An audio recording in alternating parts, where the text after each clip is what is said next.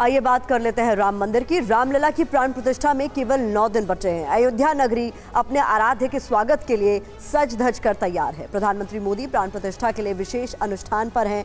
आप तस्वीरें देख सकते हैं। अयोध्या की गली गली इस वक्त जगमगा रही है। ये तस्वीरें आपके सामने किस तरीके से 22 जनवरी से पहले अयोध्या को दुल्हन की तरह सजाया गया है और माना यह जा रहा है कि 22 जनवरी को अयोध्या में दीपावली जो होगी वो बहुत ही भव्य तरीके से नजर आएगी। इस बीच अयोध्या में राम मंदिर में पूजा के लिए 6 पुजारियों का चयन। बड़ी खबर आपको बता रहे हैं, 6 नए पुजारी चुने गए हैं। अयोध्या में पूजन के लिए नए पुजारियों को मंदिर में पूजा का जिम्मा सौंपा गया। 21 में से 6 पुजारियों का चयन किया गया है। ये बड़ी खबर आपके सामने, जहां 6 नए पुजारियों का चयन किया गया है। मंदिर में पूजा का जिम्मा इन नए पुजारियों को दिया जाएगा। 21 पुजारी थे जिनमें से 6 का चयन किया गया। तो प्राण प्रतिष्ठा पर टीवी9 की महा कवरेज जारी है। टीवी9 की हाईटेक बस अयोध्या में है। विपिन चौबे की एक रिपोर्ट आपको दिखाते हैं। हमारे साथ बातचीत करने के लिए साधु संतों का एक बड़ा पैनल आप देखिए। आधा दर्जन से ज्यादा साधु संतों को साथ लेकर अपनी हाईटेक बस में हम चढ़ चुके हैं और ये बताने समझाने के लिए कि साधु संतों की नजर से देखिए अयोध्या कैसे बदल रही है, वो क्या सोच रहे हैं और अयोध्या में क्या कुछ चल रहा है। सबसे पहले एक लाइन से मैं आप सभी का परिचय जानना चाहूंगा और उसके बाद सवाल और जवाब का सिलसिला शुरू करेंगे। अपना परिचय बताइए। मैं सोहम बाबा परमहंस आश्रम चुनार छत्तीसगढ़ मिर्जापुर से आया हूँ। महाराज जी आप? मैं डॉक्टर राघवेश दास वेदांती, उत्तराधिकारी से डॉक्टर रामविलास दास वेदांती, जो राम जन्मभूमि आंदोलन के अग्रिम पंक्ति के संत थे। महाराज जी? मैं पंडित अतुल तिवारी कानपुर से हूँ और यहाँ पर अयोध्या जी में आया हूँ भगवान के दर्शन करने के लिए और हमारे महात्मा जी हमारे साथ में है। महाराज जी आपका परिचय? महंत आचार्य सीताराम दास। सीताराम दास जी। दिवाकराचार्य महाराज अयोध्या हिंदू धर्म गुरु। महाराज जी? मैं बनारसी प्रसाद पांडे अयोध्या तीर्थ पुरोहित जी। स्वामी वरुण जी महाराज। तो आप सभी जो संतों का स्वागत करता हूं मैं टीवी9 भारतवर्ष की तरफ से। आप लोग हाईटेक बस पर हैं और जब इस हाईटेक बस पर आप बैठते हैं और उसके बाद बदलती और संवरती और बनती अयोध्या की तस्वीर देखते हैं तो महाराज जी कैसा लगता है? और खासकर ये वो जो सूर्य स्तंभ जरा दिखाइए, इससे अयोध्या की छटा ही बदल गई है। बिल्कुल, जब से राम मंदिर की नींव रखी है मोदी जी ने, तभी से अयोध्या को बिल्कुल त्रेता युगीन अयोध्या की तरह सजाया संवारा और निखारा जा रहा है। चाहे वो धनुष के स्तंभ हो, चाहे वो सूर्यमुखी स्तंभ हो, चाहे वो राम की पैड़ी हो, चाहे वो सरयू जी के घाट के किनारे हो, चाहे गुप्तार घाट हो, भरत कुंड हो, दर्शन कुंड हो, सूरज कुंड हो, अयोध्या के हर जगह को, पौराणिक स्थल को त्रेता युगीन के रूप में सजाया संवारा और निखारा जा रहा है। कभी सोचा था, लगा था इस जन्म में संभव पाएगा?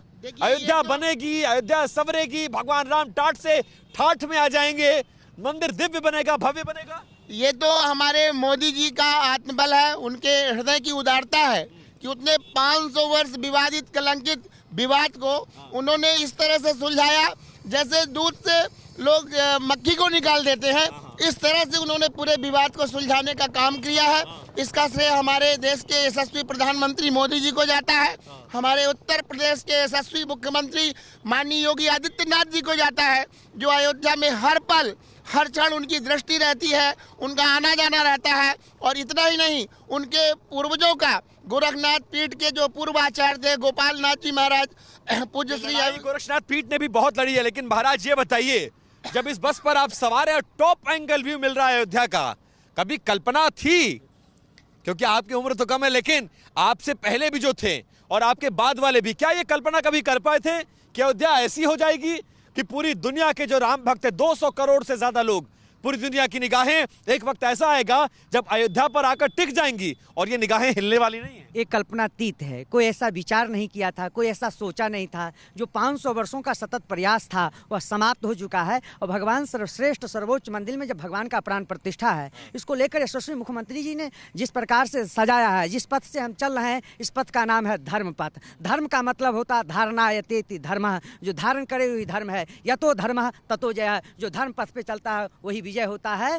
तो जिस प्रकार से चल रहे हैं मोदी जी और योगी जी धर्म पथ बिल्कुल मोदी जी और यशस्वी मुख्यमंत्री जी जिस प्रकार से धर्म पथ पे चलना प्रारंभ किया है, पे। पूरे और हम लोग जिस पर चल रहे हैं ये राम पथ है शायद। नहीं, ये धर्म पथ है, धर्म पथ है। धर्म पथ है, ये भी का- धर्म पथ ये भी और धर्म- देश में भी धर्म पथ पे चल रहे हैं। बिल्कुल ये भी धर्म पथ पे चल रहा है। और जिस प्रकार से माननीय यशस्वी मुख्यमंत्री और प्रधानमंत्री जी ने अयोध्या को जिस प्रकार से सजाया सवारा, अयोध्या की सर्वांगीण विकास किया। पूर्ववर्ती सरकारों में अयोध्या उपेक्षित रहा करता था, अयोध्या के नाम लेने पर लोग जेल भेज दिए जाते थे, जय श्री राम बोलने पर जेल भेज दिए जाते।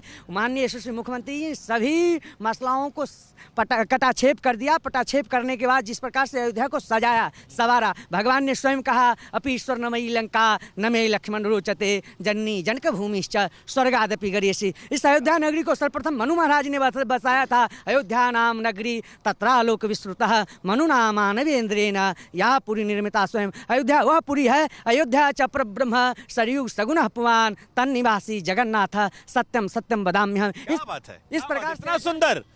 लेकिन मैं देख रहा हूँ आपके हाथ में गीता है और एक तरफ अयोध्या है और हाथ में गीता है। क्या संदेश दे रहे हैं, क्या क्या सोच कर आए हैं अयोध्या में, कैसी लग रही है अयोध्या?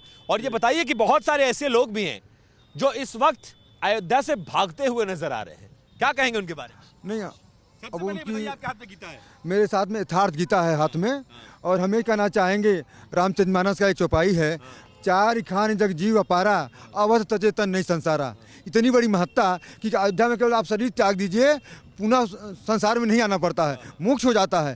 लेकिन जिस अवध की बात, जिस जो अयोध्या है तो मर्यादा पुरुषोत्तम भगवान श्री राम का जब भगवान ने अवतार धारण किया था तो उस आदर्श संस्कृति का जो स्थापना भगवान ने किया और आदर्श रामराज की जो स्थापना जो परिकल्पना की जाती है, आज अगर अब कोई व्यक्ति अपने हृदय में उस रामराज को अपने हृदय में स्थापित करना चाहता है, अपने हृदय में उस राम का रामत्व पाना चाहता है, तो उसके लिए आदर्श जो साधन विधि है, जो योग शास्त्र है, जो परमात्मा की भजन भक्ति करने का जो तरीका है, वो यथार्थ गीता में आप से मिलेगा। लेकिन महाराज जी ये बताइए, इस वक्त भी ऐसे बहुत सारे लोग हैं जो अयोध्या के कायाकल्प पर सवाल खड़े कर रहे हैं, प्राण प्रतिष्ठा पर सवाल खड़े कर रहे हैं, मंदिर के उद्घाटन पर सवाल खड़े कर रहे हैं, प्रधानमंत्री की मौजूदगी पर सवाल खड़े कर रहे हैं, और तो और जो इन्विटेशन कार्ड मिला है वो मिलकर भी अस्वीकार कर दे रहे हैं, कह रहे हैं हमको तो नहीं आना अयोध्या, उनके बुलावे पर आएंगे, हमारा जब दिल करेगा जब जाएंगे।